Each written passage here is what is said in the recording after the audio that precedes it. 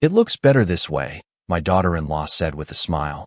And that was the moment I realized someone had been quietly rewriting my family's history.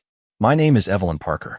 I'm 69 years old, a widow, a retired elementary school principal, and until that morning, I thought I knew every story my family carried.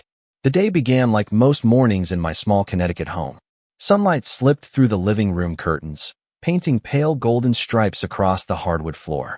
I carried a cup of coffee into the room and stopped in front of the mantel above the fireplace. Family photographs had always been my weakness. Every frame held a memory. Birthdays, graduations, Christmas mornings, family reunions. My late husband, Robert, used to joke that if the house ever caught fire, I'd save the photo albums before anything else. I smiled at the thought of him, then reached for my reading glasses. Something felt different. At first, I couldn't explain why. The silver frame sitting in the center of the mantel looked familiar. It was our favorite family portrait, taken 12 years earlier during a summer barbecue. Everyone was there. Robert, Michael, Amanda, little Sophie with missing front teeth and grass stains on her sneakers. Even me, standing near the hydrangea bushes in my backyard. I stared at the picture for several seconds before a strange chill crept through me. Someone was missing. I moved closer. My heart began to beat a little faster. The photograph had always included Daniel, my younger son. Yet now there was only empty space where he should have been standing. The image looked professionally edited, so carefully done that nobody would notice unless they knew the original by heart. But I knew it. Mothers remember details others forget. I remembered Daniel's blue shirt. I remembered the way his arm rested on Robert's shoulder. I remembered Sophie laughing because he had accidentally spilled lemonade on his shoes moments before the picture was taken. Yet now he was gone. Completely gone. I set my coffee cup down and picked up the frame. My hands trembled slightly. Maybe I was imagining things. Maybe age was playing tricks on me. But deep down I already knew the truth. This was not the same photograph. Someone had replaced it. That afternoon Michael and Amanda stopped by for lunch. Sophie was away at college orientation, leaving the three of us alone at the dining table. I waited until dessert before bringing it up. "Did either of you replace the photo on the mantel?" I asked casually. Michael glanced at Amanda before looking down at his plate. "I'm not sure," he said. "Maybe." Amanda took a sip of iced tea. "I updated a few things around the house while you were visiting Martha last month." Her tone was light and cheerful. I thought the newer version looked cleaner. Cleaner. The words settled heavily in my chest. "Daniel isn't in it anymore," I said quietly. Amanda met my eyes without hesitation. Then she smiled. "Honestly, Evelyn," she said, "it looks better this way." For a moment nobody spoke. Even the grandfather clock in the hallway seemed louder than usual. Michael shifted uncomfortably in his chair, but said nothing. I looked from my son to his wife and suddenly realized something far more disturbing than a missing photograph. Neither of them seemed surprised that Daniel had disappeared. That night, after Michael and Amanda left, I remained at the dining room table long after the ice in my glass had melted. The house felt unusually quiet. Not peaceful, not comforting, just quiet in the way a church feels quiet after everyone has gone home. I kept hearing Amanda's words in my head. "It looks better this way." I had spent years telling myself that grief changed people. Daniel had been gone for 11 years. Some family members avoided speaking about him because it hurt too much. Others believed silence was a way of moving forward. But this felt different. This did not feel like grief. This felt deliberate. I stood and walked slowly through the house. Every room carried traces of people I loved. The grandfather clock Robert inherited from his father. The oak bookshelf Daniel built during his first summer home from college. The framed school portrait Sophie had given me when she was 9. Families leave fingerprints everywhere. That was why the missing photograph bothered me so much. You cannot erase someone from your heart by removing their face from a frame. The next morning, I made coffee and decided to look through my photo albums. They were stored in a cedar cabinet in the den. Robert and I had organized them decades ago, labeling every volume by year. I pulled out the album from the summer the photograph had been taken. The pages smelled faintly of old paper and cedar wood. I turned slowly, remembering birthdays, cookouts, and family vacations. Then I found it. The original photograph. There was Daniel, exactly where I remembered him. Blue shirt, slight smile, one hand resting on his father's shoulder. I stared at the image for several seconds. My memory had not failed me. Someone had changed the picture on the mantel. I should have felt relieved. Instead, I felt something colder. Because now I knew it was not an accident. Around noon, my phone rang. It was Sophie. Her cheerful voice immediately brightened my mood. She told me about the orientation events, the new friends she was making, and the campus bookstore where she had already spent too much money. I laughed. Then, without planning to, I asked a simple question. Do you remember your Uncle Daniel? The silence on the other end surprised me. Uncle who? She asked. I felt my stomach tighten. Sophie was 18. Daniel had adored her when she was little.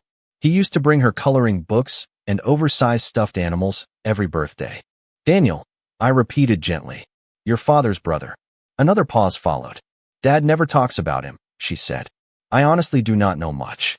After we hung up, I sat motionless in my kitchen chair. Sophie was not pretending. She genuinely knew almost nothing about him. Somehow, over the years, entire pieces of Daniel's life had vanished from family conversations. Vanished so gradually that nobody seemed to notice. That evening, I walked past the mantel again. The altered photograph remained exactly where it had been. I studied each face. Everyone looked happy, complete, whole. Yet something about the image felt wrong now. Then I noticed something I had missed before. The frame itself was brand new. And suddenly I found myself wondering a question that frightened me far more than the missing photograph. If someone had replaced one picture, how many others had already disappeared? The question stayed with me for the next 3 days. Every time I walked through the house, I found myself looking more carefully at the walls, the shelves, and the framed memories that had surrounded me for years. Once I started paying attention, I could not stop. On Thursday morning, I carried a step stool into the family room and began examining every photograph on display. At first, nothing seemed unusual. Birthdays, graduations, anniversaries, family vacations to Cape Cod and the Adirondacks. But then I noticed another gap. A photograph from Michael's 40th birthday celebration had always included both of my sons standing beside Robert. Now Daniel was gone from that one too. I felt my pulse quicken. I retrieved the original album from storage and compared the images side by side. There was no mistake. The version hanging on my wall had been altered. I spent the rest of the afternoon checking more frames. By sunset, I had counted 4 photographs that no longer matched the originals. 4. This was not carelessness. This was a pattern. Someone had taken the time to locate specific photographs, replace them, and make sure I would not immediately notice. That evening, I called Michael. I kept my tone calm. Do you remember the birthday party we had for you 4 years ago? I asked. Of course, he replied. Why? Do you remember who was in the family photograph? There was a pause. Not a long one. Just long enough. I am not sure, he finally said. I guess everyone. His answer bothered me more than I wanted to admit. Michael had once been inseparable from his younger brother. Growing up, they shared a bedroom for nearly 10 years. They played baseball together. They worked summer jobs together. They stood beside each other at family holidays and argued over football every Thanksgiving. Yet now he sounded uncertain about something that should have been obvious. The next day, I drove to a local print shop. An employee there confirmed what I already suspected. The altered photographs had been professionally edited. Whoever made the changes knew exactly what they were doing. Removing a person from an image without leaving visible traces required skill. It also required intention. On my drive home, memories kept surfacing. Little things I had ignored over the years. Family gatherings where Daniel's name was never mentioned. Holiday dinners where stories about Michael filled the room, while stories about Daniel quietly disappeared. Even Robert had once commented on it shortly before he passed away. Funny, he had said one evening. It is like people are forgetting half the family. At the time, I thought he was simply missing our son. Now I was not so sure. That night, I unlocked a closet in the upstairs hallway where I stored old keepsakes. Behind several boxes sat a large plastic container filled with loose photographs. I remembered putting it there years ago. When I opened it, my stomach dropped. The contents had been disturbed. The photographs were no longer organized. Some stacks were missing entirely. And buried near the bottom, I found a picture with a clean rectangular cut through the center. The missing section was exactly where Daniel's face should have been. I sat on the floor of that hallway closet longer than I care to admit, staring at the damaged photograph in my hands. The cut was precise, not accidental. Someone had not simply removed a picture from an album. Someone had physically removed Daniel from a memory. I traced the edge of the missing section with my finger. The paper had yellowed with age, but the cut itself looked clean, deliberate, recent enough to make me uneasy. I carefully set the photograph aside and continued searching through the container. More gaps appeared. Empty sleeves where photographs should have been. Loose labels with dates, but no pictures attached. Entire groups of family snapshots were missing. Most disturbing of all, the missing images shared one thing in common. Daniel had appeared in every single one of them. By midnight, dozens of photographs covered my dining room table. I organized them into piles. One pile contained complete memories. The other contained altered or missing ones. The second pile was growing much faster. Sleep was impossible that night. Instead, I found myself drifting through old memories. Daniel had always been different from Michael. Not better, not worse, just different. Michael liked structure, schedules, and certainty. Daniel chased ideas. He changed careers twice before turning 30. He drove across the country without a detailed plan. He collected stories the way other people collected souvenirs. Robert used to laugh and call him the dreamer of the family.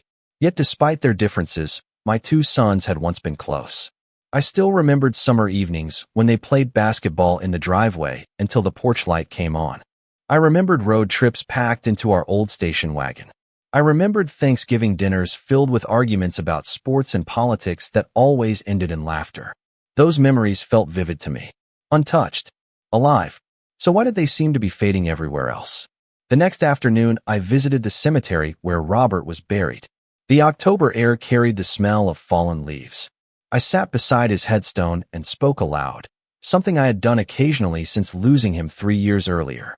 Something is wrong, Robert, I said quietly, and I think you knew it before I did. As strange as it sounds, saying the words out loud made them feel more real. On the drive home, I stopped for groceries. While unloading bags in my kitchen, my phone buzzed. It was a text message from Sophie. A simple photo attachment. Curious, I opened it. The image showed a bulletin board from her college orientation center. At first, I did not understand why she sent it. Then I noticed a family picture she had pinned beside her dorm schedule. It was one I had given her years ago. My heart nearly stopped. Daniel appeared clearly in the photograph. Yet someone had drawn a small circle around his face in black marker. Underneath it, a handwritten note read, "Who is this?" I stared at the screen. Sophie had added a message below the picture. "Grandma, this was on my board when I got back from class. Did somebody leave it as a joke? Because I honestly do not know who he is." Sophie called me less than 10 minutes after sending the photograph. I could hear uncertainty in her voice. Not fear, not panic, just confusion. The kind that comes when a person realizes there is a question everyone else seems to understand except them. "Grandma, who is he?" she asked. I looked at the picture again before answering. "That is your Uncle Daniel." Silence followed. "I have an uncle," she finally said. The words hit harder than I expected. Not because Sophie meant any harm. She did not. She was simply being honest. Somewhere along the way, an entire human being had become a stranger to his own family. I spent the next hour telling her stories. About Daniel teaching Michael how to drive a stick shift. About the summer he convinced us to camp in a thunderstorm because he thought it would make a better story later. About the Christmas he bought gifts for every child at a local shelter instead of spending money on himself. As I spoke, Sophie listened carefully. Several times she laughed. Several times she sounded surprised. "Nobody ever told me any of this," she said. "Not Dad. Not Mom. Nobody." After we ended the call, I sat quietly in my kitchen. The house felt different now. Not because I had learned something new, but because I had confirmed something I had been resisting for days. This was bigger than altered photographs. Bigger than missing albums. Bigger than a few uncomfortable conversations. Daniel was being erased from memory itself. The following Saturday, Sophie came home for the weekend. She arrived carrying an overnight bag and immediately asked to see the photographs. We spread everything across my dining room table. The originals. The altered versions. The damaged prints from the storage container. Sophie examined them one by one. Her expression gradually changed from curiosity to disbelief. "This cannot be a coincidence," she said. "There are too many." I nodded. For the first time since this began, I felt less alone. Someone else could see it now. Someone else understood. Together we spent hours sorting photographs by year. Around mid-afternoon, Sophie suddenly froze. She was holding a family picture from nearly 15 years earlier. Grandma, she whispered. Look at this. I moved beside her chair. At first I saw nothing unusual. Then she pointed to the back of the photograph. Written in faded blue ink was a date. Underneath the date was a name. Lily. Neither of us recognized it. I checked the front again. The picture showed Robert, me, Michael, Amanda, and Daniel standing outside a lakeside restaurant. No Lily. No clue who she might be. Yet someone had clearly thought the name was important enough to write on the back. Sophie turned over several more photographs from the same period. On 3 of them, the same name appeared. Lily. Always written in the same handwriting. Always connected to photographs involving Daniel. We exchanged a look. Neither of us spoke for several seconds.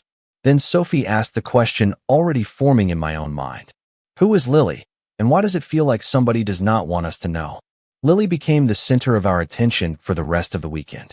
Sophie and I searched through every album, every storage box, and every drawer that might contain old letters or notes. The name appeared only a handful of times, but that made it feel even more significant. If Lily had simply been a friend or coworker, there would have been dozens of references. Instead, it was as though someone had carefully removed most traces of her while accidentally leaving behind a few scattered clues. On Sunday afternoon, Sophie suggested something I should have thought of myself. What about Uncle Daniel's old email account? She asked. I stared at her for a moment. Daniel had passed away 11 years earlier, but I suddenly remembered helping Robert pack several boxes of his belongings after his apartment was cleared out. One of those boxes was still in the attic. Within minutes we were climbing the narrow staircase. Dust floated through beams of sunlight coming from the small attic window. The box sat exactly where I remembered. Inside were old notebooks, travel guides, photographs, and a laptop that looked ancient by today's standards. I doubted it would even turn on. Surprisingly, it did. Slowly, painfully slowly. Sophie spent nearly an hour trying different passwords. Just when we were about to give up, the screen unlocked. What we found was not dramatic at first. Mostly ordinary messages. Work correspondence. Travel reservations. Conversations with friends. Then Sophie discovered a folder labeled personal. Inside were dozens of saved photographs. My breath caught in my throat. Daniel appeared in nearly every image. And standing beside him was a young woman I had never seen before. She had dark hair, bright eyes, and a smile that looked familiar for reasons I could not explain. We opened more files. More photographs appeared. Birthdays, picnics, road trips. Then one image stopped both of us cold. The young woman was holding a little girl, perhaps 3 or 4 years old. Daniel stood beside them with one arm around her shoulders. They looked like a family. Sophie slowly zoomed in on the file name beneath the photograph. It read, Lily, age 4. Neither of us spoke. The silence seemed to fill the entire attic. Finally, Sophie whispered, Grandma, is Lily his daughter? I wanted to say no. I wanted to explain everything away. But the evidence sitting in front of us told a different story. I continued searching through the folder until I found a scanned birthday card. The handwriting was unmistakably Daniel's. The message was short. Happy birthday, Lily. No matter where life takes us, you will always be my greatest blessing. Love, Dad. My hands began to tremble. Daniel had a daughter. A daughter nobody had ever told me about. A daughter whose existence appeared to have been erased just as thoroughly as his own. Then Sophie opened one final file. It was a photograph taken only a few years before Daniel died. Standing in the background, partially visible near the edge of the frame, was someone we both recognized immediately. Amanda. For several seconds, neither Sophie nor I moved. We simply stared at the screen. Amanda was younger in the photograph, but there was no mistaking her. She stood near a picnic table in the background, looking directly toward the camera. The date stamp showed the picture had been taken nearly 13 years earlier, long before she married Michael. That cannot be right, Sophie whispered. I wish she were correct. But the more I looked, the clearer it became. Amanda had known Daniel. Not casually. Not by accident.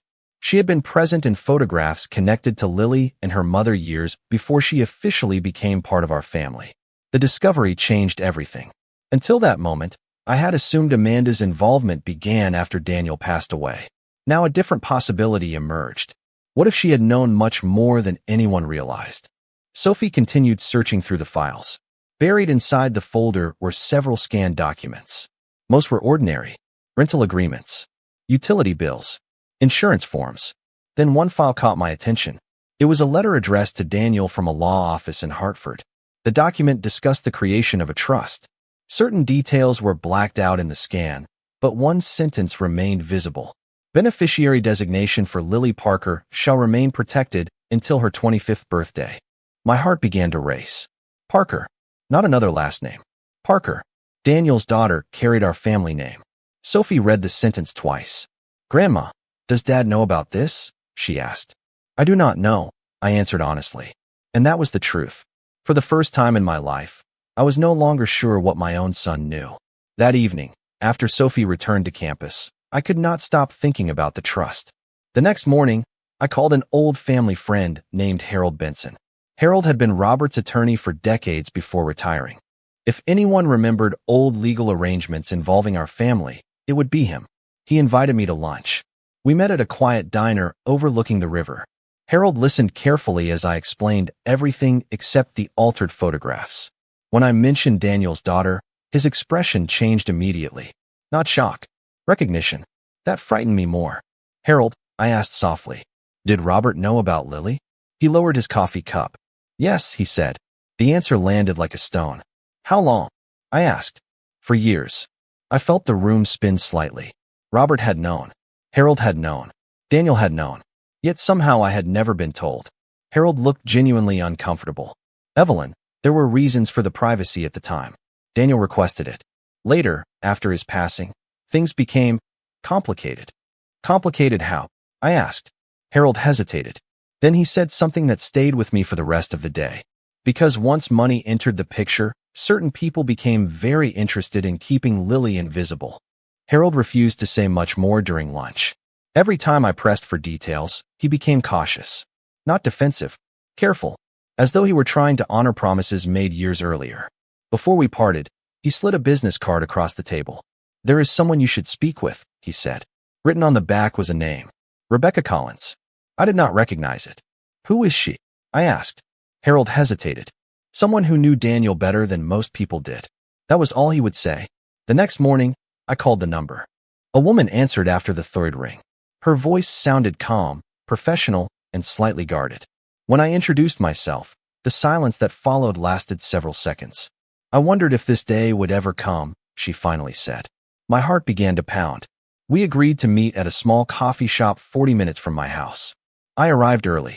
Rebecca arrived exactly on time. She appeared to be in her late 30s. Intelligent eyes. Composed posture. The kind of person who had learned to hide emotion behind patience. The moment she sat down, I saw something familiar. Not in her face. In her expression. She reminded me of Daniel. We spoke cautiously at first. Then I asked the question directly. Did you know my son? Rebecca looked down at her coffee cup. Very well, she answered. We were together for several years. The room seemed to grow quieter around us. She reached into her handbag and carefully placed a photograph on the table. I stared at it. Daniel stood beside Rebecca with his arm around her shoulders.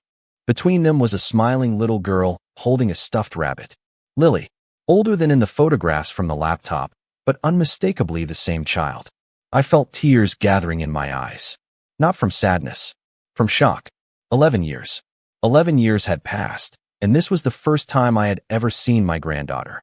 Rebecca watched me carefully. Daniel wanted you to know her, she said softly. He talked about you constantly. I could barely speak. Then why did I never meet her? Rebecca's expression changed. A shadow crossed her face. After Daniel passed away, things became complicated. The same word Harold had used. Complicated. I was beginning to hate that word. Rebecca opened a folder she had brought with her. Inside were copies of letters, photographs, and legal correspondence. One document immediately caught my attention. It referenced a trust established by Robert years earlier. The amount listed made my stomach tighten. It was far larger than I expected. Suddenly Harold's warning made sense. This was not merely about family memories. There was money involved. Significant money. Enough to change lives. Enough to motivate people. Rebecca pointed to a section near the bottom of the page. Lily was always supposed to receive this when she turned 25, she said. Daniel wanted her future protected. I stared at the document. Then at the photographs. Then at Rebecca. A terrible realization began forming in my mind. If Lily remained invisible, someone else would benefit. And for the first time, I found myself wondering whether Amanda had not simply erased Daniel from our family history. Perhaps she had erased Lily as well. The drive home felt longer than usual. Rebecca's folder sat on the passenger seat beside me, and every time I glanced at it, I felt another piece of the puzzle sliding into place. By the time I reached my driveway, I was no longer asking whether something had been hidden from me. I was asking how many people had participated in hiding it. That evening, I spread every document across my dining room table. Photographs, letters, legal records, notes written in Daniel's handwriting. I worked late into the night, comparing dates and timelines. Certain patterns began to emerge. The years immediately following Daniel's passing were filled with references to Lily. Then, almost suddenly, the references stopped. Not gradually, abruptly. It was as though someone had closed a door and locked it. The next morning, I called Sophie. She arrived that afternoon carrying a notebook and 3 colored markers. "If we are doing this," she said, "we should organize everything." For the next several hours, we built a timeline. Daniel's relationship with Rebecca, Lily's birth, the creation of the trust, Robert's involvement, Harold's knowledge, Amanda's appearance in the old photographs. By sunset, one detail stood out above everything else. Amanda's presence appeared again and again at critical moments. Not constantly, just enough to make us uncomfortable. She was always nearby, Sophie said quietly, almost like she knew more than everyone else. I wanted to dismiss the idea.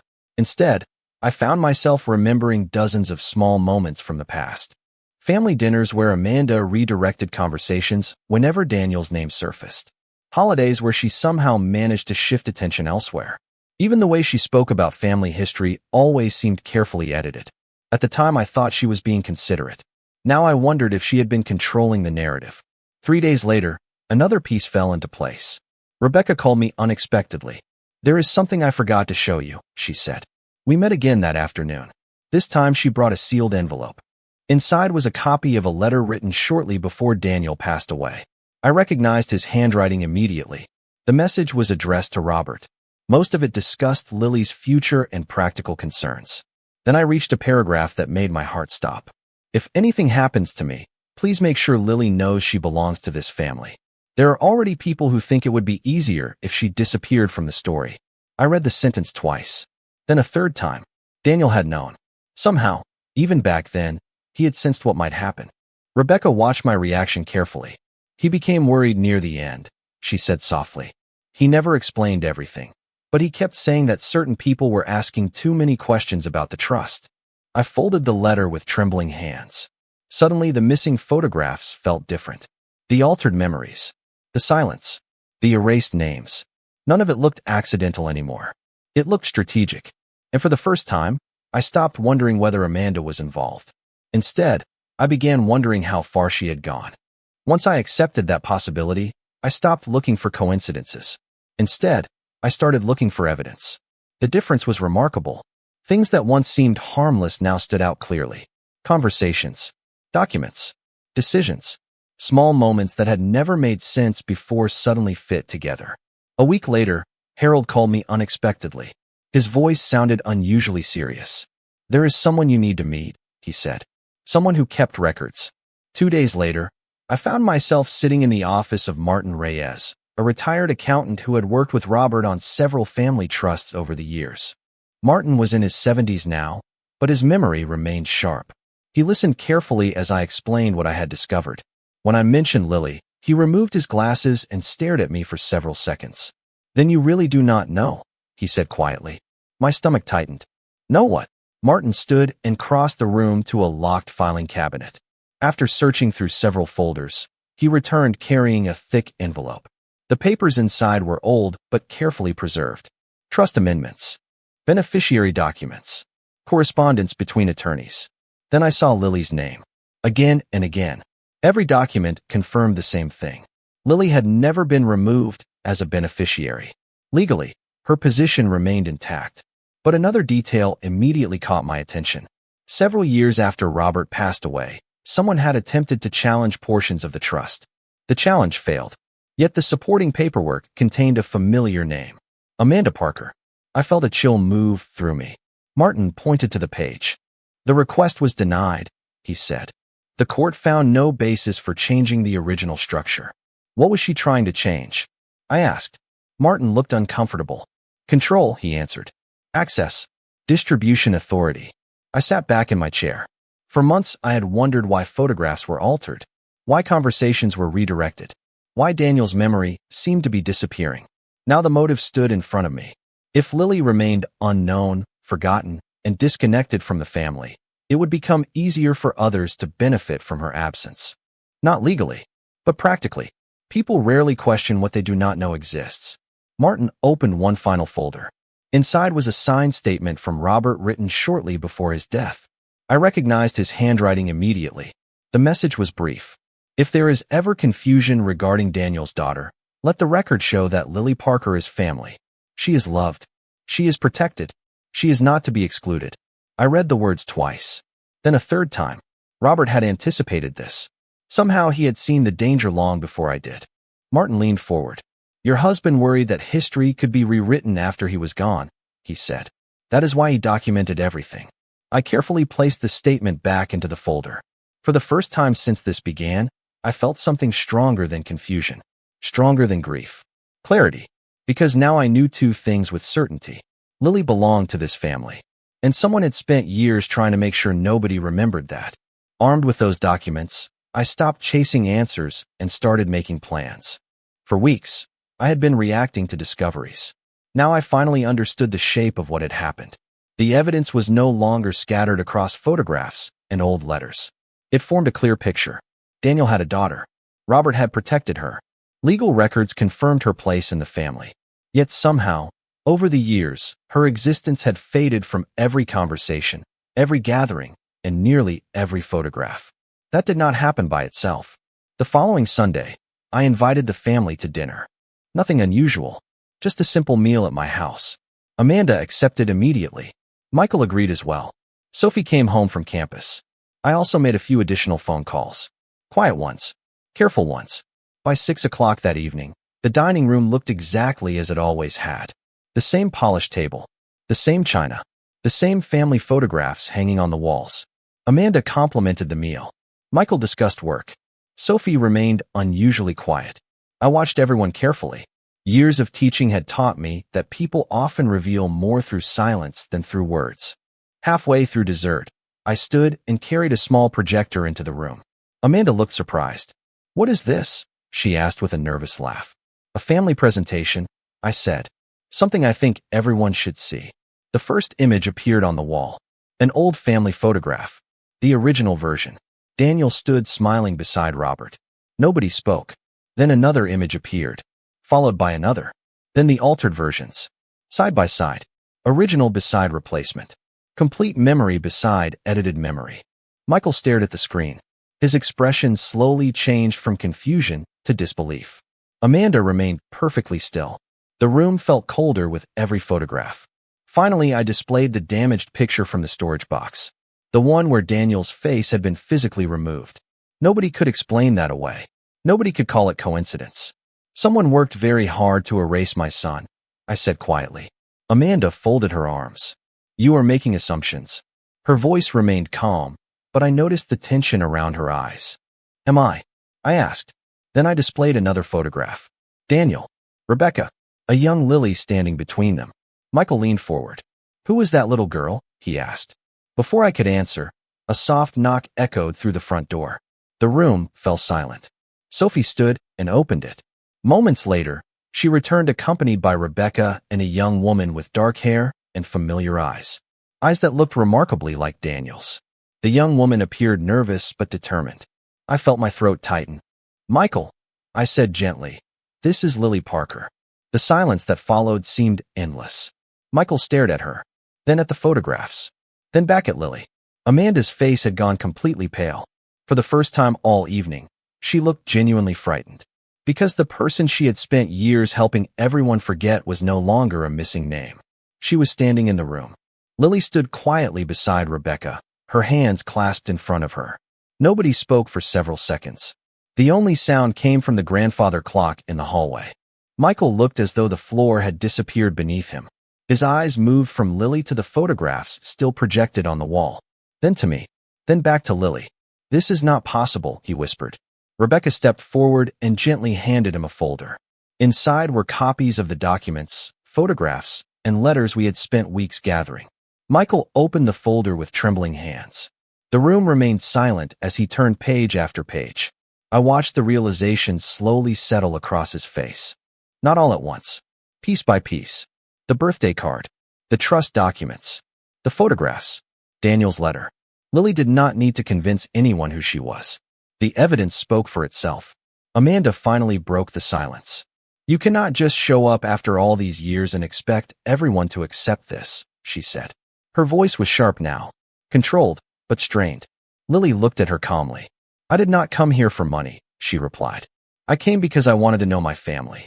The simplicity of her answer seemed to hit Michael harder than anything else. He lowered the folder and stared at Amanda. "You knew?" he asked quietly. Amanda did not answer immediately. That silence was answer enough.